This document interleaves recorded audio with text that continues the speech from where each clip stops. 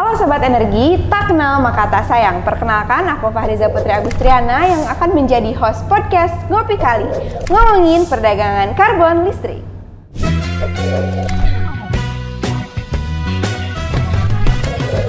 Podcast kali ini sudah ditemani oleh narasumber kita yang super kece, yaitu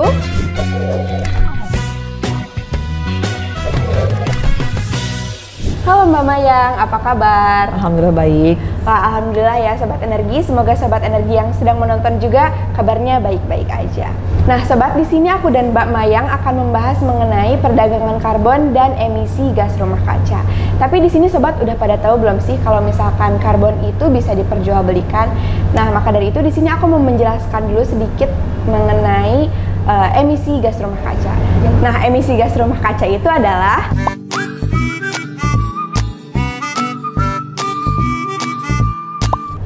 dan itu berdampak pada beberapa sektor seperti lingkungan, kesehatan, dan ekonomi. Maka dari itu kita sebagai anak muda harus mendukung pengurangan emisi gas rumah kaca. Nah, pemerintah saat ini sedang berfokus pada transisi energi untuk mencapai net zero emission di tahun 2060 atau lebih cepat lagi. Oke Mbak, kita langsung aja karena Sobat Energi di sini udah pasti gak sabar banget ingin mendengarkan mengenai perdagangan karbon ini. Oke, jadi perdagangan karbon itu merupakan salah satu mekanisme terkait dengan penyelenggaraan nilai ekonomi karbon. Nilai ekonomi karbon ini diatur di Peraturan Presiden Nomor 98 Tahun 2021 tentang penyelenggaraan nilai ekonomi karbon untuk pencapaian target kontribusi yang ditetapkan secara nasional dan pengendalian emisi gas rumah kaca dalam pembangunan nasional. Jadi dengan adanya perdagangan karbon ini diharapkan dapat membantu mengurangi emisi gas rumah kaca dengan adanya peranan dari non-party stakeholder atau dari pelaku usaha. Jadi perdagangan karbon itu bisa dilaksanakan melalui dua mekanisme, perdagangan emisi dan offset emisi GRK. Jadi sebagai ilustrasinya, misalkan ada audit pembangkit tenaga listrik yang menghasilkan emisinya di atas alokasi kuota emisi yang ditetapkan oleh pemerintah atau dalam hal ini Kementerian SDM atau yang kita kenal dengan PT BIPU, maka dia diharuskan melakukan pembelian atau melakukan transaksi perdagangan emisi dari unit pembangkit tenaga listrik yang berada di bawah PT BIPU atau alokasi kuota ya. Atau dia juga bisa melakukan offset emisi GRK dengan melakukan pembelian sertifikat pengurangan emisi. Nah, jadi transaksi perdagangan emisi dan offset emisi GRK di sini memang diperlukan supaya emisi yang dihasilkan dari di atas alokasi kuota tadi bisa berada di bawah alokasi kuotanya atau PT BIPU-nya. Nah, kalau untuk sertifikat pengurangan emisi GRK sendiri ini diterbitkan oleh Kementerian Lingkungan Hidup dan Kehutanan. Oke, berarti untuk saat ini hanya untuk PLTU aja ya, Mbak? Oh iya, untuk saat ini jadi memang untuk perdagangan karbon sendiri kita bagi dari 3 fase. Jadi fase pertama itu di 2023 tahun ini sampai dengan tahun depan 2024, kemudian fase kedua di 2025 sampai dengan 2027. Kemudian di fase ketiga itu 2028 sampai dengan 2030. Nah, kenapa sampai di tahun 2030? Karena kan kita bicara dengan target NDC ya, Nationally Determined Contribution, itu memang sampai di tahun 2030. Nanti setelah tahun 2030 kita akan sesuaikan dengan target, tadi kan sudah disebutkan sama Mbak Iza terkait dengan transisi energi. Nah, kemudian kalau untuk yang di fase ke-1 ini memang kita masih fokus ke PLTU yang terhubung ke jaringan PLN. Jadi dengan adanya kapasitas-kapasitas yang nanti akan dibagi. Jadi misalkan untuk di tahun ini nanti lebih dari 100 MW kapasitasnya, baik itu mulut tambang maupun non mulut tambang. Nah, kalau untuk tahun depan itu sudah mulai dari PLTU dengan kapasitas lebih besar sama dengan 25 MW sampai. Jadi ada 5 kategori. Kalau sekarang kita bicara 4 kategori, nanti di tahun depan ada 4 kategori itu. Oke. Kalau sejauh ini targetnya sudah berapa persen nih, Mbak? Kalau target berapa persen sebenarnya bukan persen ya. Jadi kita melihatnya dari pesertanya. Berapa sih jumlah pesertanya? Jadi kalau pesertanya di tahun ini dengan melihat yang kapasitas lebih besar dari 100 MW itu ada 99 unit PLTU. Jadi baik kemudian itu ada yang 55 itu adalah PLN, yang 44 itu dari produksi listrik swasta atau kita kenal sebagai Independent Power Producer atau IPP ya gitu. Nah, Tapi tahun depan tentu saja jumlahnya akan bertambah gitu, karena jumlah ini pasti akan terus berkembang. Bisa jadi nanti nggak hanya 99 saja, karena kan ada pembangkit-pembangkit yang baru saja beroperasi gitu ya, otomatis itu juga akan menambah dari jumlah peserta perdagangan karbon gitu.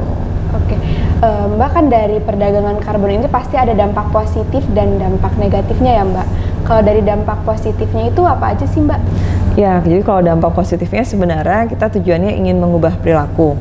Pertama dari sisi si pelaku atau peserta perdagangan karbon itu sendiri. Jadi dalam hal ini misalkan dari unit pembangkit tenaga listrik ya, misalkan mereka menghasilkan emisi gas rumah kaca, ya dengan adanya perdagangan karbon ini otomatis kan dibatasin gitu ya emisi gas rumah kaca yang dihasilkan. Nah, jadi adanya upaya-upaya efisiensi di sisi pembangkit. Kemudian yang kedua mengarah ke arah transisi energi, dalam artian akan ada pengembangan-pengembangan terkait dengan pembangkit EBT, karena kan pembangkit EBT ini juga berkontribusi ya dalam perdagangan karbon sebagai peserta untuk offset, kan, untuk berpartisipasi melalui offset. Kemudian yang ketiga mendorong kegiatan atau pelaku-pelaku usaha lainnya untuk melakukan aksi mitigasi pengurangan emisi gas rumah kaca, karena misalkan di suatu bangunan atau di perusahaan mereka melakukan upaya efisiensi energi gitu ya, itu kan ada dua keuntungannya. Mereka bisa mengurangi emisi gas rumah kaca, yang kedua juga bisa mendapatkan insentif dari misalkan kita menjual offsetnya gitu kan. Baik Mbak, aku mau nanya nih, bagaimana suatu perusahaan itu mengetahui kalau misalkan perusahaan mereka sudah melewati batas PT BAPU? Ya, jadi kan dalam siklus penyelenggaraan perdagangan karbon di subsektor pembangkit tenaga listrik ini, ada pelaku usaha itu diwajibkan untuk menyampaikan rencana monitoring emisi. Itu jadi untuk menyampaikan terkait dengan data produksi listrik tahunannya dan tingkat emisi yang dihasilkan. Jadi semisal kalau untuk di 2023 ini mereka sudah harus menyampaikannya di tahun 2022, karena kan memang terkait dengan perencanaan. Jadi setahun sebelumnya ya Mbak? Ya, jadi karena memang kalau untuk tingkat emisi GRK ini kan kita nggak tahu di tahun ini, kita baru tahu di tahun 2024. Ya. Jadi makanya kita bilangnya rencana. Dari situ nanti pelaku usaha tinggal mencocokkan dengan PT BAPU yang diterima. Dari situ bisa kelihatan apakah dia di atas PT BAPU ataukah di bawah PT BAPU. Nah, terkait dengan status di atas atau di bawah itu sementara inilah yang bisa kita gunakan untuk perdagangan karbon. Nah, jadi kan periode perdagangan karbon ini sebenarnya bisa sampai di tanggal 20 April. Yeah. Nah, jadi nanti di awal tahun depan di 2024 pelaku usaha itu sudah bisa tahu emisi aktual mereka itu berapa. Yeah. Nanti di situ mereka membandingkan lagi dengan PT BAPU yang diterima di tahun 2023 ini ya. Jadi bisa tahu bahwa mereka memang benar-benar di atas PT BAPU ataukah berada di bawah PT BAPU. Kemudian dari situlah mereka bisa menentukan, oh saya ternyata surplus nih. Kalau itu kalau dia di bawah PT BAPU, oh ternyata saya defisit, berarti saya di atas PT BAPU. Nah dari situ bisa melanjutkan transaksi perdagangan karbon lagi. Tadi itu yang seperti saya sebutkan, mereka bisa membeli emisi melalui skema perdagangan emisi ataukah dia bisa melakukan offset gitu. Kalau skemanya itu seperti apa sih Mbak? Boleh dijelasin lebih detail lagi nggak? Oke. Ya, jadi kan kalau skema sebenarnya bisa dilakukan melalui perdagangan emisi tadi ya, perdagangan emisi dan offset. Nah, itu bisa dilakukan secara perdagangan langsung atau melalui bursa karbon. Tapi karena saat ini kan bursa karbon itu masih belum ada. Dan sedang masih dipersiapkan terkait dengan infrastrukturnya, kemudian dari sisi regulasinya juga gitu ya. Jadi mekanismenya untuk saat ini secara perdagangan langsung. Perdagangan langsung itu adalah B2B, jadi antara si pemilik PLTU ketika melakukan perdagangan emisi bisa langsung menghubungi sesama PLTU yang memang berada di bawah PT BAPU ya, yang misalkan mau membeli, yang kemudian bisa juga menghubungi si pemilik SPE GRK untuk melakukan offset. Jadi memang mekanismenya B2B gitu. Oke. Nah, Sobat Energi gimana nih? Udah ada insight kan? Udah masuk insight nih dari penjelasan Mbak Maya tadi. Oke Mbak, sekarang kita langsung aja ke pertanyaan Sobat Energi nih di akun Instagram Kementerian SDM. Nah, kita baca ini dari @alfi_iftikar. perdagangan sekarang terbatas di ekosistem PLTU Selected atau PTBAE ya, Min. Jelasin bedanya carbon offset dan carbon trading dong, Min, karena bisa ngelit ke pertanyaan bedanya sama REC punya PLN nanti gimana ya, Min? Apakah bisa saling trading, tukar dengan kredit? Nyambung ke carbon pricing, harga yang ditetapkan nanti akan diatur pemerintah mirip dengan carbon tax di Rp 30 per kilogram atau harganya dilepas ke pasar bebas ya, Min. Ngeri-ngeri sedep, Min, kalau di pemahaman kita masih belum paham bedanya antara carbon tax trading offset. Mohon edukasinya. Nah, itu gimana tuh, Mbak? Oke, baik, mungkin saya jelaskan dari awal ya, terkait dengan apa itu PTBAE ya. Jadi PTBAE sendiri itu adalah persetujuan teknis batas status emisi GRK. Itu menentukan terkait dengan berapa sih nilai batasan atas emisi GRK untuk PLTU peserta perdagangan karbon, dan di situ dibagi-bagi masing kategorinya gitu kan. Kemudian angka PTBAE ini nanti kita gunakan untuk menghitung nilai PTBAPU atau alokasi kuota emisi yang diberikan ke peserta perdagangan karbon. Nah, kalau untuk saat ini memang kita masih fokus ke PLTU ya. Tadi kan sudah sempat disinggung ya sama Mbak Iza, kalau di tahun 2023 sampai dengan 2024 atau fase 1 ini kita memang masih pesertanya hanya untuk PLTU. Nah, tapi nanti ke depannya kita akan berkembang gitu ya, untuk pembangkit listrik fosil lainnya juga pasti akan ikut perdagangan karbon. Nah, kemudian tadi ditanyakan ya tentang bedanya carbon offset dan carbon trading. Jadi sebenarnya tadi sudah disebutkan ya, kalau carbon offset itu terkait dengan pengimbangan emisi GRK atau kita mengkompensasi emisi GRK yang dilakukan di tempat lain. Jadi kalau carbon trading kan kita bicara terkait dengan perdagangan karbon. Perdagangan karbon itu bisa dilakukan melalui mekanisme perdagangan emisi dan carbon offset. Jadi offset sendiri bagian dari perdagangan karbon. Nah, offset itu dilakukan jadi di luar dari kegiatan peserta perdagangan karbon. Misalkan kalau ada PLTU, maka dia bisa mengoffset kegiatan yang lain-lain. Jadi kegiatan yang memang di luar dari sisi PLTU-nya gitu ya. Contohnya memang yang diatur di dalam Peraturan Menteri SDM nomor 16 tahun 2022 itu adalah aksi mitigasi yang berkaitan di sektor energi, misalkan dari kegiatan pembangkit EBT, kemudian aksi efisiensi energi, gitu ya, aksi mitigasi efisiensi energi yang dilakukan di bangunan gedung, di subsektor transportasi, atau kegiatan aksi mitigasi lainnya yang memang masih berkaitan di sektor energi. Itu kalau terkait dengan carbon offset. Kemudian tadi sempat disinggung ya terkait dengan REC atau Renewable Energy Certificate. Jadi itu sebenarnya mekanisme yang lain.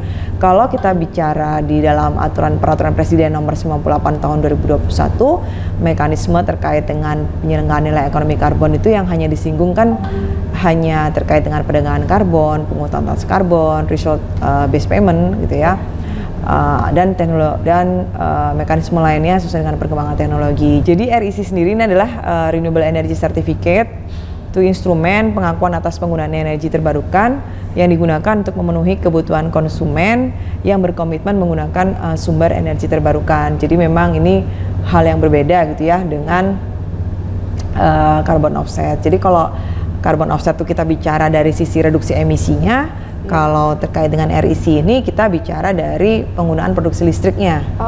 Jadi memang dua hal yang berbeda, dan memang REC ini nggak termasuk jadi bagian dari nilai ekonomi karbon. Jadi REC ini nggak bisa digunakan untuk trading atau tukar dan kredit. Tadi kan ditanyakan ya seperti itu. Jadi memang nggak bisa karena memang dua hal yang berbeda.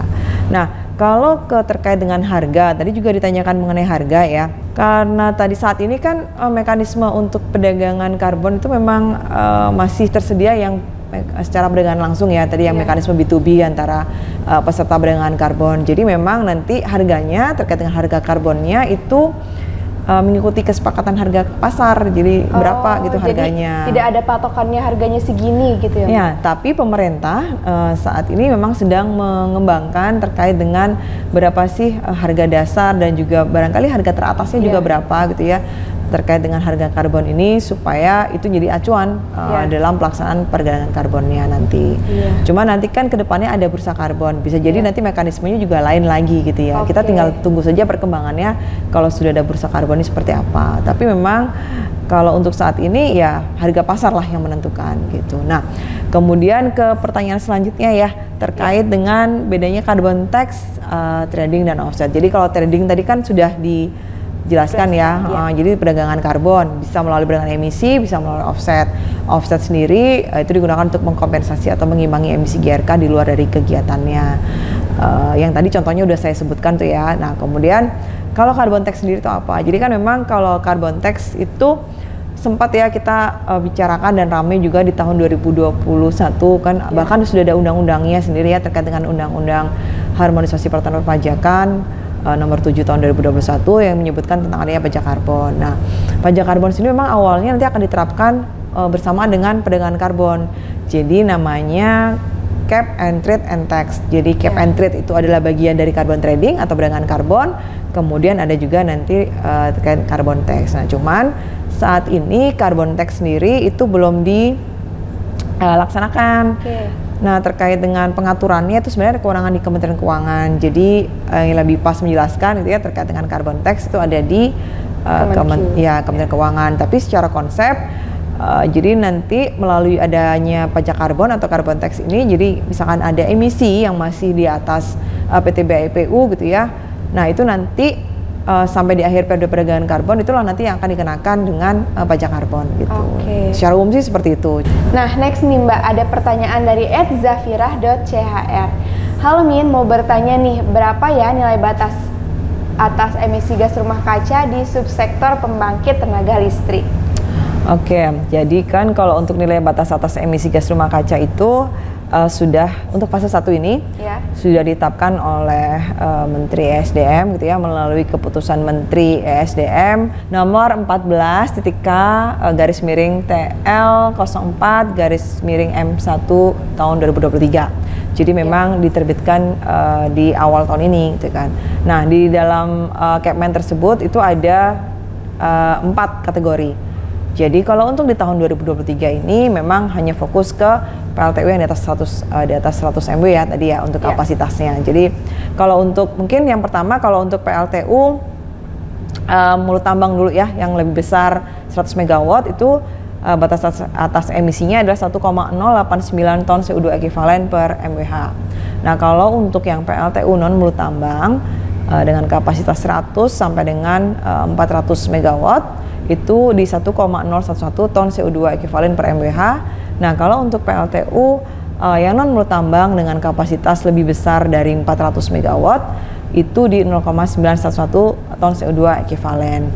Nah, kalau untuk di tahun depan itu nanti kan tadi seperti saya bilang ya, itu sudah ada nanti akan ada PLTU dengan kapasitas yang lebih besar dari 25 MW itu dengan batas atas emisinya 1,297 ton CO2 ekivalen per MWh. Nah, batas atas emisi ini nanti akan digunakan sebagai dasar menetapkan alokasi kuota emisinya gitu. Nah, gimana nih Kak Zafira? Semoga jawaban dari Mbak Mayang ini cukup menjawab pertanyaannya ya. Sekarang aku mau nanya nih Mbak, dari aku bagaimana sih Mbak jika di akhir periode perdagangan karbon masih terdapat sisa surplus PTBAEPU?